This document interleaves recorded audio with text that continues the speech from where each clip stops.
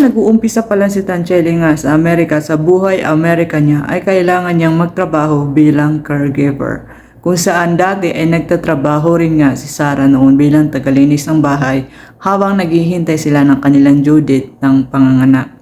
At yun na nga, mula sa pagiging FA, sa pagiging vlogger ay naging tagalinis ng bahay si Tancheli at naging isang caregiver na rin siya. Thank you, mahal, for bringing me to that concert. Kahit paano nabawasan ang mga problema ko. Salamat for being at my side always at sa pagsuporta sa mga pangarap ko dito sa Amerika. Sabi ko naman sa'yo palagi lang ako nandito para suportahan ka at mahalin ka sa lahat ng mga decision mo. And syempre, marami pa tayong date na mararanasan.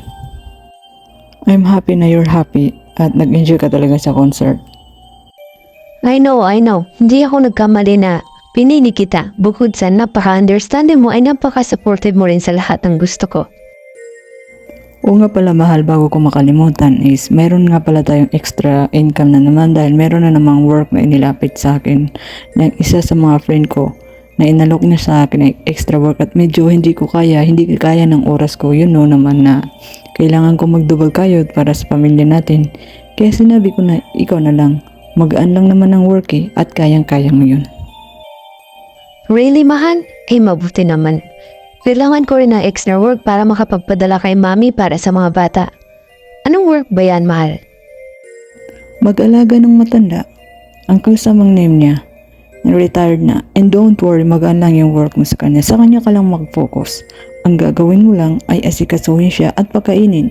Linisan kapag, alam mo na, dumudumi. Yun lang, napakagaan lang na trabaho, mahal. Kayang-kaya mo yun. What? You mean to say pupunasan ko din ang puwit niya? Pati bayag niya? Ganun ba yun, ha, Army? My gosh, nakakadiri. Syempre, oo. Pero don't worry, may gloves naman at face mask para di mo maamoy. Yun lang naman ang magiging work mo, asikasuhin yung matanda, pakainin at linisin. At isa pa, malaki ang ibabayad niya. Sayang naman yun, di ba? Kailangan mo yun, kailangan mo ng extra income. Kaya kailangan natin magtulungan. Pero Army, wait at dugo pinag-usapan natin ito at ako ang maglilinis. Hindi ba pwedeng yung personal nurse niya lang? At ang gagawin ko lang ay pakainin siya at bantayan? Tanch, may I remind you na kailangan nating magtiis para makaipon. Marami tayong binabayaran ngayon at pinagkagastusan. Kinausap ako ni Achi na kailangan natin lumipat dahil hindi siya comfortable na nakikita tayo dito. At diba, gusto mo rin na lumipat sa mas malaking bahay para malaya tayong makakilos dahil sabi mo nasusuffocate ka dito sa dami natin? Kung gusto mo makalipat, then we need to work hard for it. May mga anak na sinusustentuhan tayo sa Pinas. Paano natin sila makukuha kung di sapat ang income natin? At isa pa, Tanch, nasa Amerika ka na at wala sa Pilipinas para mag-abang ng mga gifts from the funds. You want to stand on your own, diba? Gusto mo may patunayan kay Sarah. Then ito na yun. Ito na ang pagkakataon mo. Oo na. Akin na yung schedule ko. Hindi mo na ako kailangan pa-sermonan para sa mga anak ko. Fine, I'll do it. Hindi ko lang talaga kailangan ng pera Mahal, we need to sacrifice for our dreams. Kaya huwag ka nang maarte dyan. Just think of it as one of the steps para sa American dream natin. Dahil nga hindi rin siya makabalik sa mundo ng vlogging pa dahil mainit pa siya sa mata ng mga netizens at higit sa lahat nagkaroon pa siya ng maraming bashers mula nang nilabas niya ang 9 pages niya. Ay napagdesisyon na lang niya na mag-deactivate muna sa Instagram o sa lahat ng social media account niya para mag-focus na lang muna sa kanyang piniling buhay sa Amerika. At yung anak niya si Tali ay naiwan muna sa pangangalaga nga sa baby daddy na si Vince. Sinasadyang narinig ni Tanch ang tungkol sa postahan habang nag-uusap sina Army at Achi. Kung saan narinig niya nga na pinagpostahan lang siya para alamin kung papatol ba sa kanya si Tanch at para paghiwalayin nga sila ni Sarah. So narinig yun ni Tancheli at sobrang galit niya kay Army. Is it true na pinagpostahan niyo lang ako?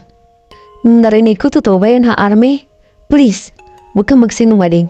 Sa tuba na pindano niyo itong lahat, ha? Tell me, ano ang totoo, Army? Tanch, let me explain, okay? Bago ka magalit at sumabog dyan, hayaan mo ako magpaliwanag. Explain for what? Para utuin ako? Army, iniwan ko si Sarah para sa'yo. Pero malalaman ko na napustahan ng palang lahat. Nabasya ko na malala dahil sa panluloko ko kay Sarah. Pero ikaw din pala, niluloko lang ako. Bakit, Army? Ba't nagawa ko kasalanan sa'yo, ha? Noong una, yes. Pustahan lang talaga ang lahat at narinig mo, totoo yun. I'm planning to sleep with you. Pero Tanch, maniwala ka, mahal na kita. Please believe me. Tanch, hinayaan ko rin na magulo ang buhay ko for you. Hinayaan ko rin na masira ko ng mga bashers mo. Dahil totoong mahal na kita, Tanch. Nawala ang lahat na sa akin, Army. Because I choose you. And in the end, pustahan lang pala na hindi pala totoo lahat. How could you? And I also chose you, Tanch. Kung nawala sa'yo ang lahat, nasira naman ako for loving you. You think madali sa akin na tinatawag akong ahas, anaconda, at kung ano-ano pa? Tanch, nasira ang reputasyon ko dahil sa'yo. Pero okay lang yun. At least I have you now. Tanch, totoong mahal kita. Hindi ko na alam kung paniniwalaan pa kita, Army. Okay, I won't force you this time na paniwalaan ako. Pero, Tanch, maniwala ka. Mahal na kita. Nung una, pustahan lang yun. Pero habang nakikilala kita, habang nakikinig ako sa'yo, mahal na kita. That's why I'm doing my best para maging karapat-dapat sa'yo. Gusto mo maging honest ako sa'yo? Pinapili ako ni Achi. Kung hihiwalayan kita, then mananatali ako dito sa bahay niya. Pero kung hindi, kailangan nating umalis sa bahay niya as a respect for Sarah daw. And I choose you, Tanch. Ikaw ang pinili ko kaysa sa magaan na buhay ko dati. Hindi pa ba sapat yun to prove that I love you? Ang masira ang reputasyon ko? Hindi ba yun sapat para mapatunayan kong mahal na kita? Leave me alone, Army. Kailangan ko mapag-isa, kailangan kong mag-isip. Please, wag mo na muna akong kausapin. I need to talk to Sarah. Siya ang kailangan ko ngayon. Not you, Army. Sarah na naman. Para sabihin ko sa iyo, Tanch, hindi ka nababalikan ni Sarah. After all what happened, hindi na, wala ka ng Sarah. Hindi na yun babalik sa iyo. Kaya kung ako sa iyo, dito ka na lang sa akin. Tanch, susuportahan kita, di ba? Di ba sinabi ko sa iyo, tutuparin natin ang American dream mo. Hindi kayang ibigay ni Sarah yun dahil ako lang ang kayang magbigay sa iyo nun. Kaya naman, Tanch, sige, I will leave you alone. Hayaan kitang mag-isip. Nandito lang ako kung sakaling kailangan mo ako. Unang tinawagan ni Tanchelle ang kanyang ina, si Ma'am Marites, para alamin kung kumusta si Sarah at para sabihin niya ang nangyari about sa pustahan. At gusto nga rin niyang makontak si Sarah para makipag-usap dito at para maayos nga nila kung sakaling may pwede pang ayusin. Mommy, niloko ako ni Army. Pinagpostahan lang pala nila ako ng mga kaibigan niya dito. Narinig mo na ba ang paliwanag niya? Tiyan, buksan mo ang isip mo. Hayaan mo siya na makapagpaliwanag. Sa nakikita ko ay may bait naman si Army at totoong mahal ka.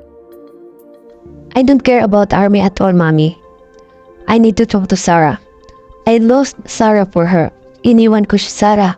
Iniwan ko ang totoong nagmamahal sa akin para lang sa taong manloloko na tulad ni Army. God, I need to talk to Sarah. Pwede ba, Tiyan? Kalimutan mo na si Sarah.